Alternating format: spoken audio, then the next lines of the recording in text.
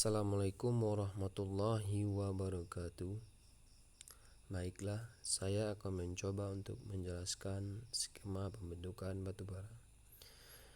Pada proses pembentukan batu bara ini terdapat dua, yaitu allochthon dan autochthon. Di mana pada material allochthon ini materialnya yang mengalami transportasi dari suatu tempat yang tinggi seperti dari puncak gunung, lereng bukit yang terbawa ke sungai sehingga mengalami pengendapan di rawa gambut. Kemudian pada autochthon ini material asalnya yang tumbuh hidup di sana, kemudian tumbuhannya mati sehingga mengalami sehingga terendapkan di suatu sungai tersebut yang mengalami pengendapan di rawa-rawa gambut tersebut. Pada material asal ini setelah mengendap di rawa gambut, dia akan mengalami pengembutan di mana terendapnya air, sehingga adanya perubahan mikroba dan pembentukan humin, penurunan keseimbangan dan biotektonik. Pada proses pengembutan ini terdapat suatu proses diagenesa, di mana proses pembatuan dari gambut menjadi batu membentuk batuan sedimen organik atau bisa disebut dengan batu bara, sehingga terbentuklah batuan sedimen organik batu bara yang terdiri dari batu bara kalori yang paling rendah bisa disebut dengan lignit sampai dengan kalori batu bara yang paling tinggi bisa disebut dengan antrasit.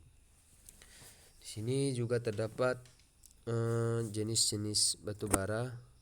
Proses pembentukan batu bara yaitu pertama lignit, subbituminus, bituminus, semi antrasit dan antrasit. Di mana pada jenis-jenis batu bara ini terdapat suatu perbedaan dari pembentukannya. Bisa kita lihat dari proses ini, dari proses genesa tersebut, sehingga dapat mengalami suatu metamorfosa juga, yaitu menurunnya rank yang tinggi, sehingga dapat kita lihat pada unsur karbonnya atau disebut dengan pengkayaannya itu makin berkurang, dan juga reflektannya suatu nilai pantulannya semakin ke bawah, batuan tersebut akan semakin mengkilat. Yang ketiga, terdapat suatu calorific value, di mana semakin ke bawah batuan tersebut akan semakin tinggi kalorinya. Begitu juga pada panas yang mengarah ke atas, itu pada proses pembentukan ini mengalami juga kenaikan dari antrasit, yaitu kandungan airnya akan semakin berkurang, sehingga pada